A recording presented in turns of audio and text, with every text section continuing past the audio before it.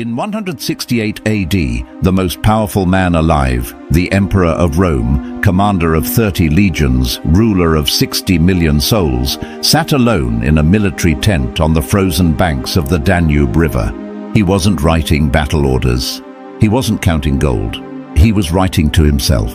You have power over your mind, not outside events. Realize this and you will find strength. His name was Marcus Aurelius, and here is what makes this almost unbearable to understand. Nobody was supposed to read those words, ever. He wasn't performing wisdom. He wasn't building a reputation. He wasn't trying to impress anyone. He was the most powerful man in the known world, and he was writing private letters to himself about how to be better, how to be worthy, how to deserve the respect that had already been given to him by birth, by title, by empire. That is the difference between the people who are genuinely respected, deeply, permanently, without politics or performance, and the people who are merely tolerated. One group performs worth. The other one builds it, quietly, privately, painfully, in the places where no one is watching. And today, that is exactly what we are going to talk about: 8 behaviors. 8 behaviors that Marcus Aurelius, Epictetus, Seneca, and the most powerful Stoic minds in human history all pointed toward. Each one carved from 2,000 years of observation about what separates the people who command rooms from the people who beg for scraps of attention. If you stay until the end of this video, not because I'm asking you to, but because what you're about to hear will refuse to let you leave, you will walk away knowing exactly why people have been underestimating you, how they've been doing it with your silent permission, and precisely what to do about it. Not with declarations, not with speeches, not with a dramatic reinvention of who you are. With 8 quiet behaviors that rewrite the curriculum you've been teaching people, without realizing you were teaching it at all. Stay close, this goes deep. Intro Bridge 055 230. Before we begin, I need to tell you something that most personal development content will never say to you, because it's uncomfortable. You are not disrespected because people are cruel. You are not overlooked because the world is unfair. You are not undervalued because you haven't found the right people yet. In most cases, in the overwhelming majority of cases, you are treated exactly as you have quietly, unconsciously, persistently taught people to treat you. Every small surrender, every boundary dissolved under pressure, every time you laughed at a joke made at your expense, every time you waited for permission to take up space, you were already standing in. You were teaching, they were learning. And the terrifying, liberating truth of Stoic philosophy, the truth that Epictetus, who was born a literal slave and died one of the most respected philosophers in Rome, lived and breathed every single day, is this: you cannot control what people do to you, but you are almost entirely responsible for what you have shown them they can get away with. That is not blame, that is power. Because if you taught it, you can unteach it. Not with confrontation, not with ultimatums, with 8 behaviors that quietly, undeniably, permanently rewrite the lesson. Let's begin. Number 1. You keep every promise you make to yourself, especially the invisible ones. In ancient Sparta, there was a practice that most history books gloss over. Before a warrior was trusted in battle, before he was trusted to guard his brother's flank, to hold the line, to be the man another man died beside, he had to pass one test above all others. Not strength, not speed, not combat skill. He had to prove that when no one was watching, he did exactly what he said he would do. Because the Spartans understood something that most modern psychology is only now beginning to confirm. The promises you keep in private are the architecture of the person you become in public. Think about your private commitments, not the ones you've announced, the ones you've whispered to yourself at midnight. I'll wake up an hour earlier tomorrow. I'll finally have that conversation I've been avoiding. I'll stop letting that pattern continue in my life. I'll finish what I started. How many of those promises are still waiting for you to keep them? Now here's the piece that will sting. The piece that is not commonly said. Every time you break a promise to yourself, your nervous system records it, not philosophically, neurologically. The brain's threat detection system, the same ancient hardware that kept your ancestors alive on the African savanna, registers self-betrayal as evidence that you cannot be trusted. Not by others, by you. And when you cannot trust yourself, you walk through rooms differently. You speak with a slight hesitation. You shrink from conflict, not because you're weak, but because deep in your cellular memory, you know you haven't proven to yourself that you'll follow through. People smell this, not consciously, but they smell it the way a dog smells fear, and they adjust their behavior accordingly. Epictetus said, "First say to yourself what you would be, and then do what you have to do." He didn't say announce it. He didn't say plan it, vision board it, journal it. He said do what you have to do. The Stoics had a word for this, prohairesis, the will that chooses and acts, not the will that intends, the will that moves. Marcus Aurelius wrote in his private journal, again a journal nobody was supposed to see, "Waste no more time arguing about what a good man should be. Be one. Not tomorrow, not when conditions improve, not when motivation arrives. Be one." Here is what begins to happen when you start keeping your word to yourself, even the small ones. Your posture changes before you consciously decide to change it. Your voice stops trailing off at the end of sentences. Your eyes stop looking for an exit when a hard conversation walks into the room. Because your nervous system now has evidence. Evidence that when you say something to yourself, you mean it. And that evidence, accumulated over weeks, months, years of invisible, kept promises, becomes the bedrock of a presence that other people cannot explain but cannot ignore. Keep your word to yourself first. Not because it will impress anyone, because the person you're becoming while nobody is watching is the only person who will show up when it matters. And the world, every room, every relationship, every moment of reckoning, responds to who actually shows up. 2. You speak less than you know, and let the silence work. In 63 BC, a man named Cicero stood before the Roman Senate to deliver what would become the most famous speech in Latin history. Before he spoke, he was silent for a full, unbearable minute. Senators shifted in their seats. The air in the chamber grew heavy. Every eye locked onto him. Every mind in the room leaned forward. Then he spoke. "How long, O Catiline, will you abuse our patience?" That silence, that deliberate weaponized silence, contained more authority than the words that followed. Cicero understood what most people forget in the age of constant noise. What you don't say is often more powerful than what you do. The Stoics called it logos, not merely word, but the disciplined, precise, intentional use of language as a reflection of a disciplined mind. Epictetus taught his students that before they spoke, they should ask 3 questions. Is it true? Is it necessary? Is it kind? Not just kind in the soft sense, kind in the surgical sense, useful, clean, without the waste of over-explanation that bleeds confidence from every sentence. Here is what over-explaining actually communicates. When you give a decision and then immediately follow it with 5 justifications, 2 apologies, and a reassurance that you're not a bad person, you are not providing information. You are begging for permission. You are saying, without saying it, I don't fully trust this decision. Please validate it so I can stop feeling uncertain. And the people you're talking to, even the ones who love you, register that. They catalog it. They learn that your answers come with handles, and handles are meant to be grabbed. The Japanese have a concept called ma, the art of meaningful emptiness, the power of the pause, the authority of the incomplete sentence that trusts the other person to hold the weight. A master calligrapher doesn't fill every inch of the paper. The space around the brushstroke is what makes the brushstroke beautiful. Your silence is your brushstroke space. When you say, I'm not available for that, and then stop, you've said everything that needs to be said. The air that follows isn't awkward, it's authoritative. It belongs to you. You filled it with your presence, not your anxiety. Practice this. Next time you decline something, count your sentences. 1 sentence is enough. 2 sentences is generous. 3 sentences is the beginning of apology. Notice where you feel the pull to fill silence. That pull is the exact location of an unhealed wound of self-doubt. Not a character flaw, a wound.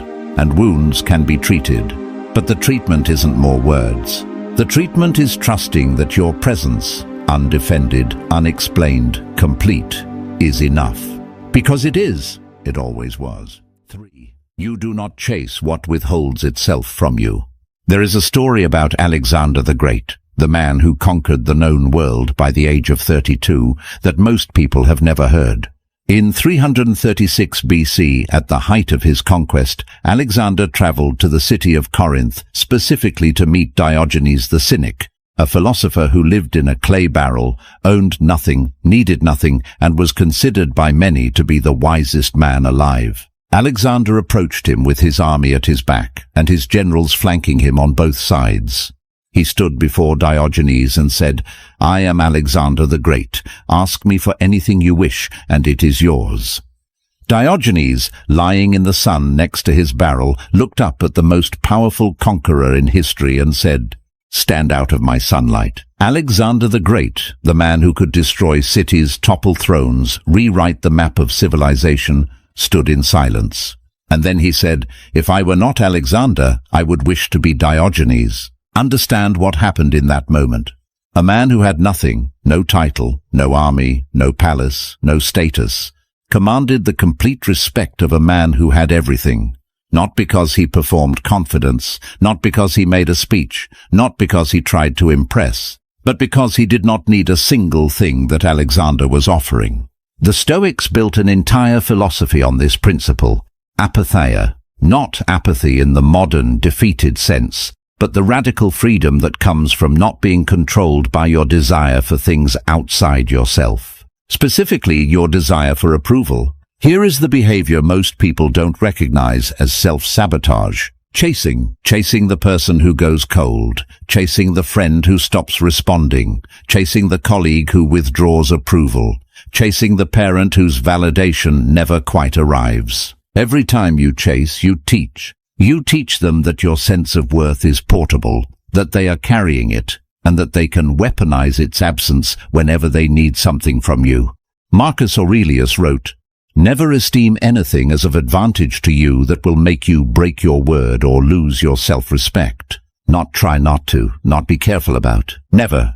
When you stop chasing, something counterintuitive happens. It feels at first like abandonment, like you've given up, like you're being cold, like you're failing the relationship. But what is actually happening is this. You are redistributing power. You are moving the thing they were withholding, your sense of worth, back into your own possession. And the moment you possess it again, you stop being someone they can manipulate with distance, and you start being someone they might actually want to move toward. Not always, not everyone, but the ones worth having, they notice. Stop chasing what withholds itself from you, not because you don't care, because you know your worth isn't stored in anyone else's hands. Number 4. You hold discomfort without flinching and let people see you do it. In 65 AD, a man named Seneca received a letter from Emperor Nero. It said simply, "You are to take your own life." Seneca, the greatest Stoic writer who ever lived, the man who had counseled emperors, written 50 letters on the art of living well, built an entire philosophy around the mastery of fear, called his friends together.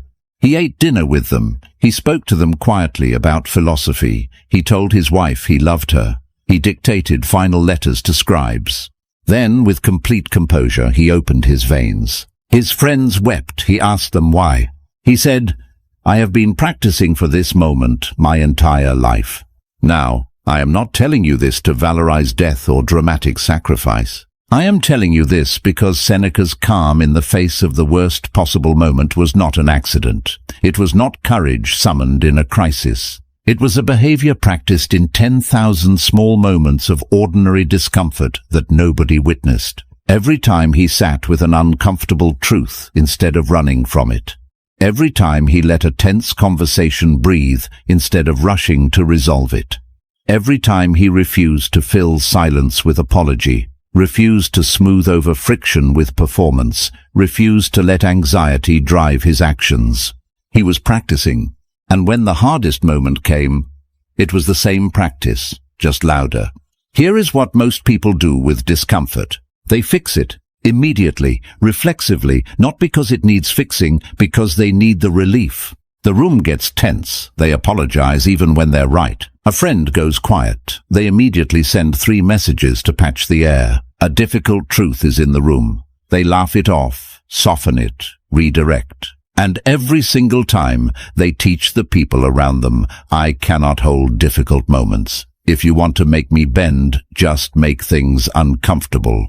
The Stoics had a practice called melity, daily meditation on difficult scenarios, not to become morbid, to become familiar. Familiar with discomfort, unafraid of hard air, fluent in the language of tense moments. When you can sit in a room where the temperature has risen and hold your ground without performing calm or visibly straining to appear unbothered, just genuinely, quietly steady, something shifts. People stop using discomfort as a weapon because it doesn't work on you. And the ones who needed you to be fragile, the ones whose power over you depended on your need to smooth things over, they lose their leverage. Completely, permanently. Sit in discomfort, not because it feels good, because the person who has sat in it 1,000 times is the most trustworthy person in any room. And trust, real, unperformed, earned trust, is the highest form of respect. 5. You release what has already ended before it empties you. In 212 BC, the city of Syracuse had fallen. A Roman soldier burst through the door of a small house near the harbor and found an old man crouched over a drawing in the sand. The old man looked up and said, "Do not disturb my circles." The soldier killed him.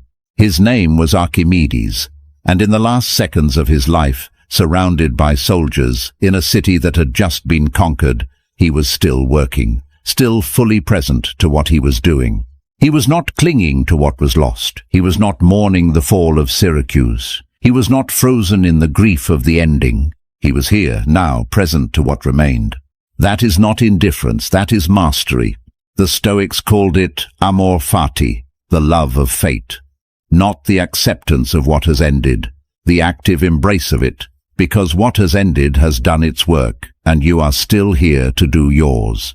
Now look at your own life. What are you still maintaining that has already ended? The friendship that runs now entirely on guilt and nostalgia, both of you performing a relationship that stopped breathing somewhere in the middle distance. The role you've outgrown, professionally, personally, relationally, that you keep showing up to play because leaving requires you to claim something you haven't fully claimed yet. The version of yourself built around someone else's definition of who you should be, a definition that was perhaps useful once, or perhaps was never yours to begin with. Marcus Aurelius wrote, "Loss is nothing else but change, and change is nature's delight." He lost his children. He lost mentors. He lost years of his life to war on the frozen frontier. And he wrote those words not from a place of detachment, but from a place of hard-won clarity. What holds you in what has ended is not love. It is fear wearing love's clothing. Fear that if you release it, there will be nothing to replace it. Fear that releasing it means it didn't matter. Fear that the people watching will mistake your letting go for giving up. Here is the truth. Releasing what has ended with dignity is one of the highest acts of self-respect available to you. It says, my time, my energy, my presence, these are not infinite. They are not freely available to anyone who simply occupies space in my history. They go where they are genuinely received. And here is what the people watching, the ones who matter, see when you do this. They see someone who knows the difference between loyalty and self-erasure. Someone who can honor what was without being imprisoned by it.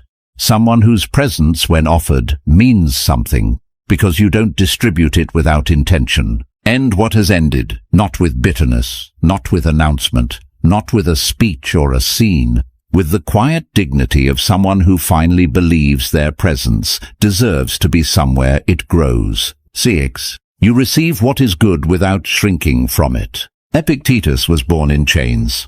Not metaphorically, literally. He was born into slavery in Hierapolis, a small Roman city in what is now Turkey.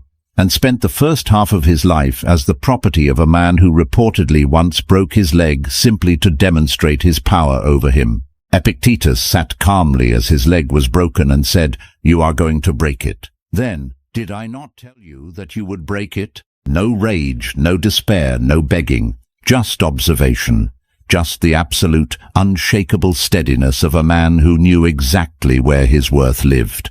And it was not in his intact leg, his freedom, or anyone's approval of him. Now think about what you do when someone gives you something good, a compliment, a recognition, an expression of genuine admiration. What's your internal movement in that moment? What is the first impulse? For most people, it is deflection, immediate, reflexive, habitual deflection. Oh, it was nothing.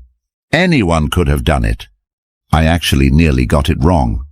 You're too kind, really. Every single one of those responses is a rejection. Not a humble one, a rejection. You are telling the person offering something good, "Your perception of me cannot be trusted. The positive experience you just had of my work, my presence, my character, it is mistaken." And underneath that, if you are honest, is something harder.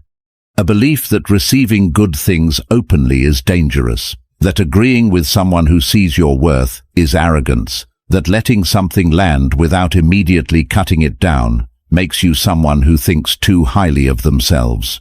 Do you know where that belief came from? It was taught to you by someone, somewhere, in some season of your life, who needed you to be small, and you learned the lesson well, so well that you now enforce it on yourself without needing them present. Epictetus, the man born in chains, the man whose leg was broken, never spent a single moment of his philosophy teaching people to diminish themselves. He taught the opposite. Know first who you are, and then adorn yourself accordingly. Know who you are, and let that knowing show, not in speeches, not in arrogance, but in the simple, grounded act of receiving what is true about you without flinching. Thank you. That means something to me. Full stop. No hedge, no immediate self-deprecation, no pivot to something smaller. Reflecting. Just a clean, open receipt. 2 seconds of letting yourself be seen as capable, as worthy, as good, without collapsing inward from the weight of it. The world reflects back what you show it you believe about yourself. Show it something worth. 7. You respond from stillness. You never react from noise. In 48 BC, Julius Caesar's fleet was caught in a violent storm in the Adriatic Sea. The captain of his ship was paralyzed with fear. The crew was preparing to abandon the vessel. Men were praying, weeping, screaming over the sound of the waves. Caesar walked calmly to the captain, placed a hand on his shoulder and said, "Fear nothing. You carry Caesar and Caesar's fortune. Whether you find Caesar admirable or not, whether his politics move you or appall you, that moment contains something that transcends politics entirely." In the middle of chaos, this man was the stillest thing in the room, not because he didn't understand the danger, because he had practiced not being moved by what was merely loud. This is habit 7, and it may be the most powerful one. You respond from stillness. You never react from noise. Reacting is what happens when your nervous system has been handed the wheel. It's fast, it's emotional, it satisfies the immediate pressure of the moment. And it hands your power to whoever just pushed your button. Responding is what happens when there is a pause, however brief, between the stimulus and the action. That pause is not passivity. It is the most active thing a disciplined mind can do. The Stoics called it hegemonikon, the commanding faculty. The part of you that watches, evaluates, and chooses, rather than simply reacting to whatever fire the world throws at your feet. Epictetus put it precisely. It's not what happens to you, but how you react to it that matters. And here is the truth about reactivity that nobody says plainly. Every time you react immediately, every time you match energy, fire back in kind, defend yourself at full emotional volume, you communicate one thing above all others. You got to me. You moved me. You have that power over me. And the people who want power over you, the difficult boss, the toxic family member, the friend who tests limits, the stranger on the internet who wants a war, they learn that the button works. so they keep pressing it. But when you pause, when you hear something that was designed to destabilize you, and you breathe, and you become quiet, and then you respond with the measured, unruffled precision of someone who has not been moved, the button breaks. Not dramatically, they don't always see it happen, but you feel it, and slowly, over time, so do they. Marcus Aurelius, managing a senate full of political vipers, a military full of ambitious generals, and an empire full of crises that never seemed to stop arriving, wrote this to himself.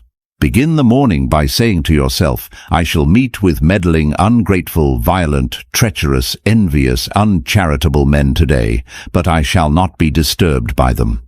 Not, I hope they don't bother me. Not, I'll try not to react. I shall not be disturbed. That is a decision made before the moment arrives, a decision made from stillness before the noise begins. Make that decision every morning before the noise arrives. Your stillness is not weakness. It is the deepest, most visible, most undeniable form of strength available to a human being. The world is always going to make noise. Be the stillest thing in the room. 8.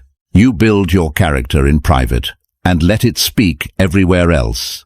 There is a final story I want to tell you, and it is the most important one. In 161 AD, Marcus Aurelius became emperor of Rome. He did not want the job. He had been a philosopher first, a ruler second, a man who genuinely believed that the life of quiet contemplation, rigorous self-examination, and private virtue was the highest life available. And yet, the empire needed him, so he accepted it. He served for nearly 20 years. He fought wars he didn't want, managed politics he found exhausting, and carried burdens that broke lesser men. And every night, without fail, he returned to his private journal. Not to write policy, not to record victories, not to document his own greatness for posterity. He wrote things like, "You could leave life right now. Let that determine what you do and say and think. Confine yourself to the present. Never esteem anything as of advantage to you that will make you break your word or lose your self-respect. The object of life is not to be on the side of the majority, but to escape finding oneself in the ranks of the insane." This was a man who commanded the world, and the thing he worked hardest on, the discipline that consumed him most, was a version of himself that nobody saw. The private version. The version in the tent at midnight. The version in the pages of a journal he never planned to publish. That is habit 8. Not a behavior that others watch you perform. A behavior you perform when the audience has gone home. You build your character in private, and then you don't have to announce it, manage it, or protect it. It speaks for itself. Everywhere. In every room. In every silence. In every moment when the pressure rises and the world watches to see what you're made of. Because what you built in private, that is what you're made of. The Stoics had a word, eudaimonia, often translated as happiness, but more precisely, the fullness of a life lived in accordance with your highest self. Not the self that performs for approval, not the self that shrinks to avoid conflict, not the self that reacts, chases, deflects, over-explains, and slowly disappears under the weight of everyone else's expectations. The self that was built, quietly, consistently, painfully, in the 1,000 invisible moments that no one will ever congratulate you for. That self walks into rooms differently, not louder, not more aggressive, not performing confidence, just present, fully, completely, undeniably present, the way a mountain is present, not trying to be impressive, just unmistakably there. And the people around you? They feel it before they can name it. They treat you differently before they can explain why. They lean in rather than lean over. They listen rather than test. Because you are no longer someone who teaches them they can get away with underestimating you. You have, in the quiet architecture of your private life, become someone they cannot afford to underestimate. 8 behaviors. None of them loud. None of them requiring a dramatic reinvention, a confrontation, a speech, or a performance. Each one lived in the texture of ordinary days, in the promises you keep when no one is watching, in the sentences you end without apology, in the things you release before they hollow you out, in the stillness you choose when noise is what's being demanded. Marcus Aurelius never published his journal. It survived 2,000 years by accident, copied, passed from scholar to scholar, almost lost a dozen times. He was the most powerful man in the world, and the work he cared most about was invisible, because he understood, because every great Stoic mind understood, that worth is not announced. It is demonstrated quietly, consistently, over time, in the way you carry yourself when no one is rewarding you for it, in the way you hold your ground when it would be easier to fold, in the way you become day by day the person whose presence cannot be ignored, not because they demand to be seen, but because they have built something in the dark that simply undeniably permanently radiates. That person is not a fantasy. That person is the version of you that exists on the other side of these 8 behaviors. You have been teaching people your worth all along. The only question that has ever mattered, is what lesson do you want them to learn? If this reached something in you, something that was waiting to be told the truth rather than told what you wanted to hear, leave one word in the comments. Unbreakable. No explanation, no essay, just that word. And if you haven't subscribed yet, do it now. Not for me. For the version of you that deserves to keep going deeper. Because what's coming next will not let you stay the same. Walk steady, build in silence, let the work speak.